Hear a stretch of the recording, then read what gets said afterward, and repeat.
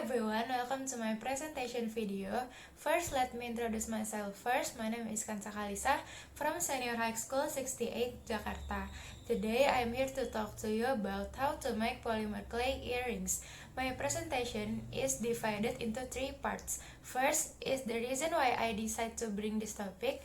Then, the tools and materials that you should prepare to make polymer clay earrings. And finally, the steps with tips on it. Okay, hope you enjoy my video. Now, let's move to the first part of my presentation, is why I choose this topic. This might be the new favorite craft. First of all, they don't take a long time, so you get instant crafting satisfaction. I also love that they are the perfect handmade gift. With just a little bit of practice, you can make them look really nice. When you're having a little stash of them in your craft room, you can use that as a special gift or a birthday present. So now we move to the next point. What is that? Yeah, it's about tools and materials that you should prepare before making these polymer clay earrings.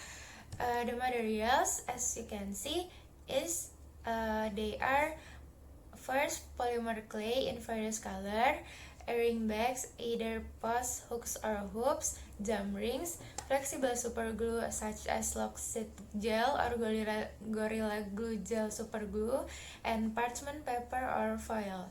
For tools, as you can see in the pictures, there are acrylic rolling pin. Don't use the same wooden rolling pin that you use with food. The second is X-Acto craft knife or clay slicer. Third is clay cutters or cookie cutters, and then toothpicks or a large needle, flat baking sheet, and jewelry pliers.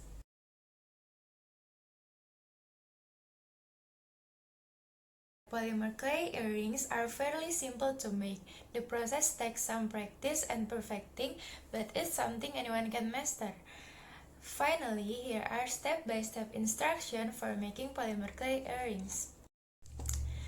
Before all of that, you have to prep your surface. When rolling out and cutting the clay, you will want a hard flat surface. You can use acrylic plastic boards that came with the rolling pin set, parchment paper, or foil.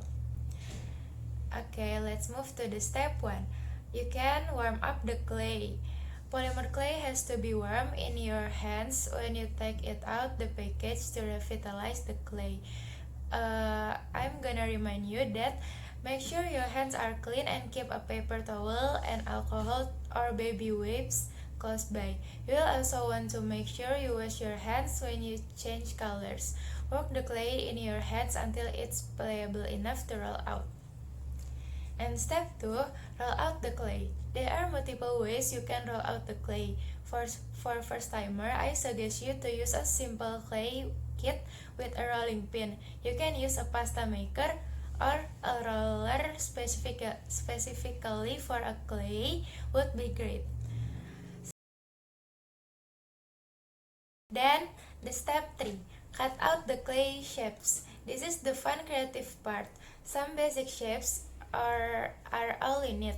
Now let me show you how to make abstract landscape earrings like this picture. And here's a cool abstract design that resembles a landscape scene or a sunset. You can make these earrings with just a small amount of several different colors. First, condition a few small balls in a clay in a range of coordinating colors. Shape the balls into thin coils. Arrange the coils in the order you want and lightly press them together. Then use a roller to flatten the coils into a slab. Use clay cutters or craft knife to cut earring shapes out the slab. One of the tricky parts of working with polymer clay is trying hard not to get your fingerprints on a clay that as you push it out on the cutter, which can sometimes prove difficult. The spring-loaded plunger style cutters pop the clay right out, which is so nice. And then let's move to the step 4. Make holes in the clay for jewelry findings. After you cut the shapes, you need to use a clay tools to poke holes where you will be placing gem rings. For instance, if you are making studs, you don't need any holes, but if you would like to have a lower piece and upper piece, you will need a hole on each piece to be able to join them with a gem ring. And then step 5, bake the clay. Once you have cut the shapes and poked the holes, place with a clay parchment paper or a cookie set. If you are cutting on a parchment paper already, you can just pick up the paper and move it to the baking sheet so you don't have to touch the clay again. Always to minimize the amount of times you touch the clay. Bake the clay according to the package direction. Different brands require different temperatures and time, so pay attention to the clay you are using. This is also a good reason to use the same brand each batch you make. The last steps are step 6 is adding gem rings and earring backs. The final steps is to add the metal jewelry components to turn your clay shapes into earrings. If you want to make a stud earrings, all you need are posts and backs. Use a flexible gel super glue to attach the post to the back of the clay shapes, or bury the pad of the earring post to the clay itself and bake them together in the oven. If you want to make a dangling earrings, you can use a hook and a gem ring.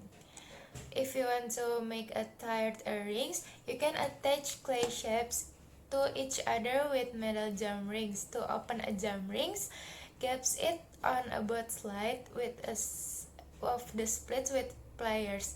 Twist it the slide to slide, then pull it apart, then insert your clay pieces and twist the ring shut again.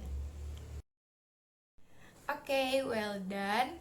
Enjoy your handmade earrings. So that's all I have to say. Thank you for your attention. Hope it useful. Let me know if you already tried to make these polymer clay earrings. Thank you.